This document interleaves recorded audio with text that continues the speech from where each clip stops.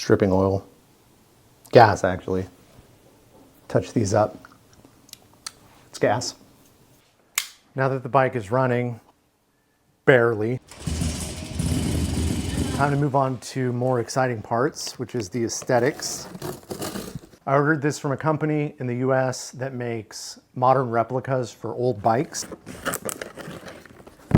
I thought I was just getting a seat cover, and I thought I was gonna have to figure out foam and padding and stuff. Holy crap.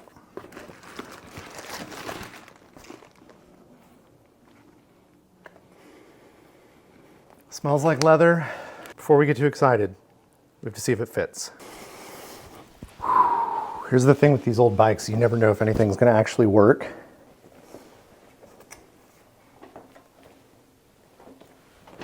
All right, I'm gonna do some finagling with this. I'll probably have to take the seat off. Step one, take off the old seat to give better access.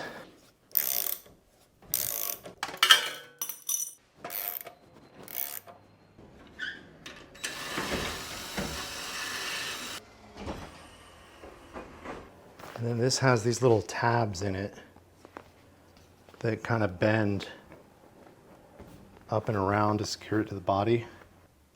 So it's a little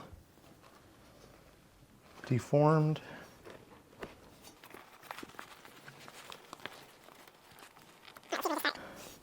Rough shaping it.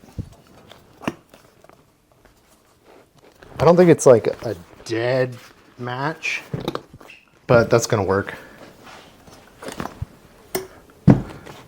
Like I said, just a little piddling. Piddlins. Just a piddlins of work. Yeah, we're gonna call that good. I just need to keep messing with it. Thoughts, comments, suggestions, prayers, all accepted.